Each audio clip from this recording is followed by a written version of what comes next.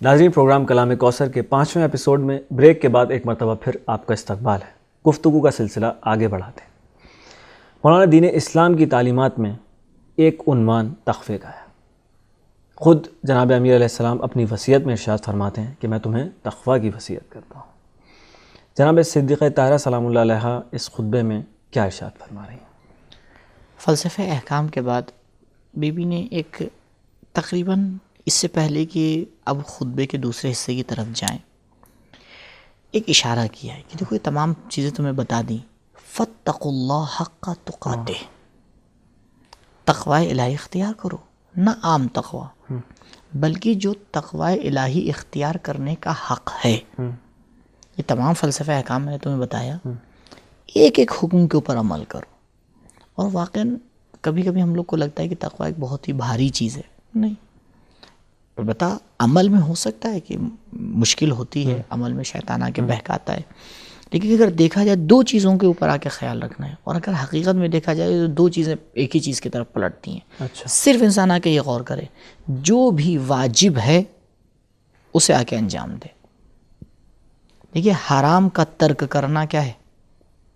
واجب ہے نا؟ صحیح، ٹھیک، تو یہی کام کرے، اسی میں سب کچھ اسی میں آ جائے گا۔ جو واجب ہے وہ کرتا رہے، جیسے حرام کرنے چلے گا اس کو پتہ چلے گا یہ واجب ترک ہو رہا ہے تو نہیں کرے، تو اس حرام کو آ کے ترک کرے تاکہ واجب ہو جائے۔ صحیح، اسی ایک لائن کو پکڑ لے۔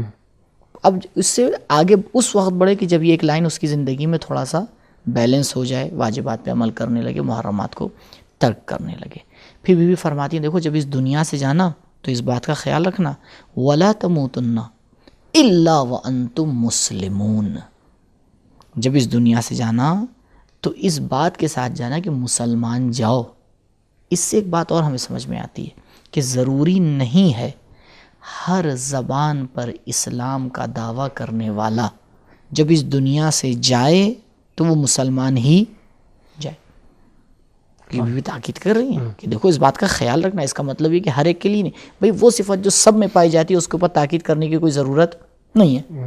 مثال کے طور پر ہم آگے کسی سے یہ کہیں کہ بھئی یہ دیکھیں جب اس دنیا سے جانا تو اپنے جسم کو یہاں چھوڑ کے جانا، کہنے کی بات نہیں بھائی، تو کہیں وہ چیز جاتی ہے کہ جس کے اندر چھوٹ جانے کا خطرہ ہو، جس کے اوپر عمل نہ ہونے کا خطرہ ہو، تو اینی ممکن ہے کہ اسلام زبان سے آگے اپنے آپ کو مسلمان کہے، اس کی تبلیغ کرتا رہے، لیکن شاید مرتے وقت جو ہے یہ صفت اس کے اندر موجود نہ ہو۔ لہٰذا آخری دم تک ان تمام باتوں کا خیال رکھنا ہمارے لیے ضروری ہے۔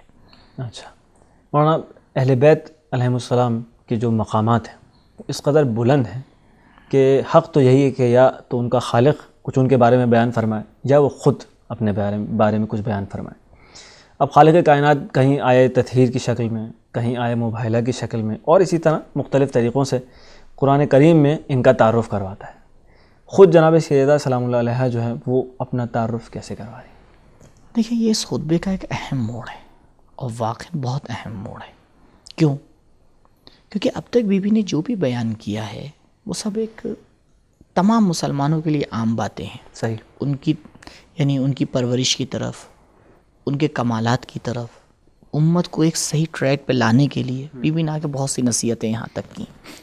اب اس کے بعد یعنی عام باتوں کو بیان کرنے کے بعد بی بی اب ایک خاص بات بیان کرنے جا رہی ہے، اور بہت ہی عجیب وہ مرحلہ ہوگا کہ ایک بار اگر ہم تصور کریں تو اس کا تصور ہی ہمارے لیے سمجھنے کے لیے کافی ہے۔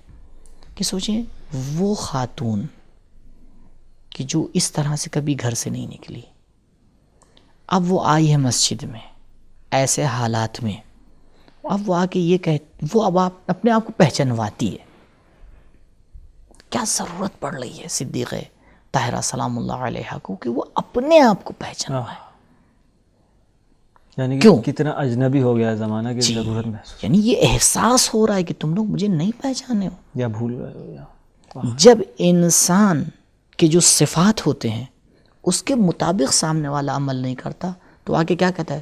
تم جانتے ہو میں کون ہوں؟ بالکل، تم جانتے ہو میں کون ہوں؟ ضرورت ہے. ہاں، اس کا مطلب یہ کہ اب سمجھانے کی ضرورت ہے کہ تم نہیں سمجھ پا رہے ہو کہ میں کون ہوں. اور شاید یہ کہا جائے کہ اس سے بڑا مظلومیت کا نعرہ اور کچھ نہیں ہو سکتا.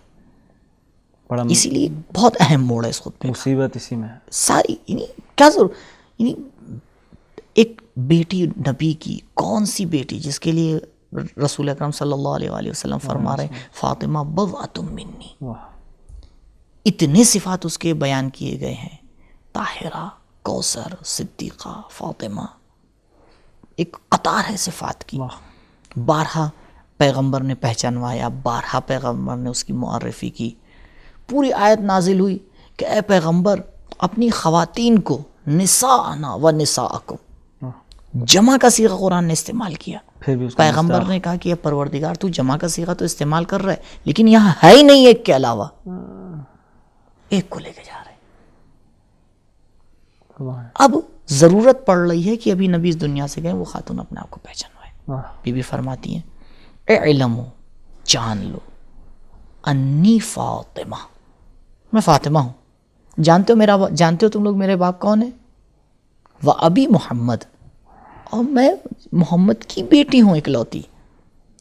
اقول عودا و بدعا، دیکھو یہ جو میں تمہارے سامنے باتیں پیش کر رہی ہوں تم یہ نہ سمجھ لینا کہ یہ باتیں ایسے ہی ہیں، مجھے عام ایک خاتون سمجھ کے تم میری باتوں کو مت سننا.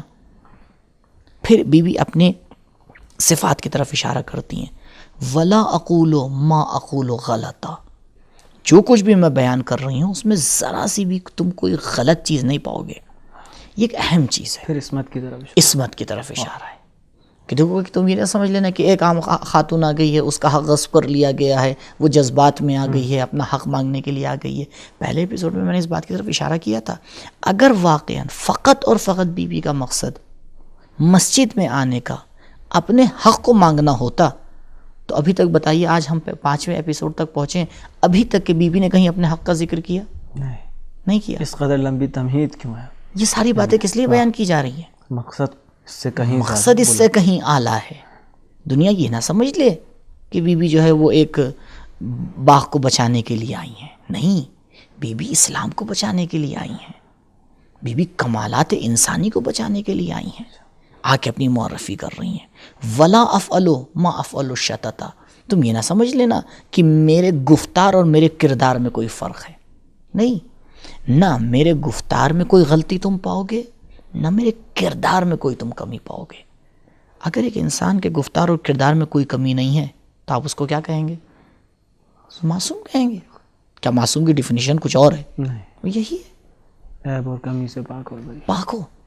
اور بی بی اسی کو آ کے لقد جاءکم رسول من انفسکم، اب اس رسول کی طرف اشارہ کر رہی ہیں کہ دیکھو وہ رسول جو میرا باپ ہے کیسا رسول تھا. وہ رسول جو آیا تھا وہ چاہتا تھا کہ تم لوگ صراط مستقیم کے اوپر رہو. حریص تھا. حریص کا مطلب ہوتا ہے کہ پوری طرح سے چاہتا تھا. یہاں کہ خدا نے آ کے کہا کہ اے نبی کتنا آپ اپنے آپ کو مشکل میں ڈال رہے ہیں، شاید آپ اپنی جان دے دیں گے. جان دے دیں گے. اے نبی دیکھیے تو کہ آپ اسلام کو پھیلانے کے لیے کتنی محنتیں کر رہے ہیں. اس میں سے بہت سے ایسے لوگ ہیں کہ آپ بار بار پکارتے رہیے، یہ سننے والے نہیں ہیں. کتنا زیادہ نبی چاہتے تھے. ایسے مہربان نبی کی بیٹی میں ہوں تو میں بھی اسی مقصد کو آگے لے کے جا رہی ہوں کہ جو میرے بابا کا مقصد تھا. میں اسی مشن کو آگے لے کے جا رہی ہوں کہ جو میرے بابا کا مشن تھا. اب یہاں بی بی اپنی پوری طریقے سے آ کے معرفی فرماتی ہیں. اگر تم لوگ اگر تم مجھے پہچانتے ہو تم لوگ تو ٹھیک ہے، اور اگر نہیں پہچانتے ہو تو پھر میں تمہیں بتاؤں. بی بی آ کے اشارہ کرتی ہوں، جانتے ہو یہ محمد کی جو نبی ہیں جن کی یہ صفات ہیں، یہ بتاؤ وہ میرے باپ ہیں یا یہ جو خواتین یہاں بیٹھی ان میں سے کسی کے باپ ہیں؟ کوئی ایک اٹھ کے یہ بول پایا کہ ہاں نبی ہمارے بھی باپ ہیں؟ اور قرآن کہہ رہا ہے مودۃ فی القربى. ہاں، کیوں؟ کیونکہ بی بی اس بات کی طرف اشارہ کرنا چاہ رہی ہیں کہ اس وقت اگر زمین کے اوپر نبی کا کوئی پارے جگر موجود ہے تو وہ تنا فاطمہ ہے. فی القربى کا جو مصداق ہے، مصداق وہی ہے. اب تمہیں یہ دیکھنا ہے کہ تم نے اس کے ساتھ کیا برتاؤ کیا. واہ. اور پھر آتی ہیں مولا کائنات علیہ الصلوۃ والسلام کی طرف، اور مولا کائنات علیہ الصلوۃ والسلام کی معرفی فرماتی ہیں. اور یہ جو معرفی بی بی نے اپنی کی ہے، یہ پوری تاریخ کو اس بات کو بتا دینے کے لیے کافی ہے کہ جو ماحول تھا وہ ماحول ابھی اس بات کو نہیں سمجھ پا رہا تھا کہ وہ ان کا مخاطب کون ہے، جو ان سے گفتگو کر رہا ہے وہ کون ہے. اب پوری تاریخ میں یہ بات ہمارے سامنے ہے کہ بی بی نے کس طرح سے اپنی معرفی کروائی اور کس طرح سے اپنے آپ کو پہچنوایا رسول اکرم صلی اللہ علیہ وآلہ وسلم کے ذریعے سے، اور اپنے کردار اور اپنے صفات کے ذریعے سے. ماشاءاللہ، سبحان اللہ مولانا صاحب، جزاک اللہ. اب جب بی بی اس طرح سے اپنے آپ کو پہچانواتی ہیں، پھر آ کے ایک صفت کو اور بیان کرتی ہیں، کہتی ہیں یہ بتاؤ کہ پیغمبر میرے باپ ہیں. دوسری صفت یہ ہے کہ میرے جو چچازاد بھائی ہیں پیغمبر ان کے بھائی ہیں. دیکھیے یہ رشتہ داریاں کیوں بیان کی جا رہی ہیں؟ کیونکہ بی بی کے سامنے جو معاشرہ موجود ہے وہ معاشرہ ان تمام چیزوں کو بہت بڑا امتیاز سمجھتا ہے. ابھی قبیلے نظام ہے، اشارہ کیا گیا تھا پہلے اشارہ اس بات کی طرف آیا کہ کون میرا بھائی ہے، کون میرا چچا ہے، کون میرا باپ ہے. اس کے اوپر عرب کے اندر بہت بڑی صفات تھی.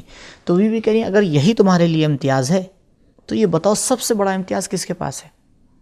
اگر میرے شوہر کے بارے میں کہنا چاہ رہے ہو تو وہ رسول کے چچا زاد بھائی ہیں. اگر میرے باپ کی طرف تم نگاہ اٹھا کے دیکھنا چاہ رہے تو وہ رسول ہیں خدا کے. پھر بی بی آگے اشارہ کرتی ہیں کہ یہ جو صفات ہیں کتنی اعلیٰ اور کتنی خوبصورت صفات ہیں. یعنی بی بی یہ کہنا چاہ رہی ہیں کہ یہ جو پروردگار نے نسبتیں رکھی ہیں، پروردگار چاہتا تو اس کو رکھتا، چاہتا نہ رکھتا. تو پروردگار نے جو صفات رکھی ہیں، کسی کو میرا شوہر بنایا ہے، کسی کو میرے شوہر کا بھائی بنایا ہے، کسی کو میرا باپ بنایا ہے، اور ان تمام صفات کے اندر مجھے لا کے رکھا ہے. تو پروردگار جانتا تھا، اپنے علم کے ذریعے پروردگار نے ان صفات کو بنایا ہے. اگر تمہارے درمیان کوئی ایسا ہے تو آ کے بتائے. یعنی متکلم، بولنے والا انسان پہلے اپنے مقام کو آ کے بیان کر رہا ہے تاکہ اس کے بعد جب وہ اپنا دعویٰ آ کے پیش کرے تو کوئی آ کے یہ نہ کہے کہ یہ اپنے دعوے میں آ کے جھوٹا ہے. پہلے ہی بی بی نے آ کے مقدمہ بنا دیا کہ دیکھو مجھے ضرورت نہیں ہے جھوٹا دعویٰ پیش کرنے کی. جس کے پاس ایسی ہستیاں موجود ہوں، جس کے پاس ایسے صفات موجود ہوں، جو اپنے کلام میں کبھی غلطی نہ کرتا ہو، جو اپنے عمل میں کبھی غلطی نہ کرتا ہو، اس کے لیے کوئی ضرورت نہیں ہے کہ ایسی چیزوں کا آ کے سہارا لے. تو یہ وہ چند صفات ہیں کہ جس کو بی بی نے آ کے اس کے ذریعے سے اپنی معرفی فرمائی ہے.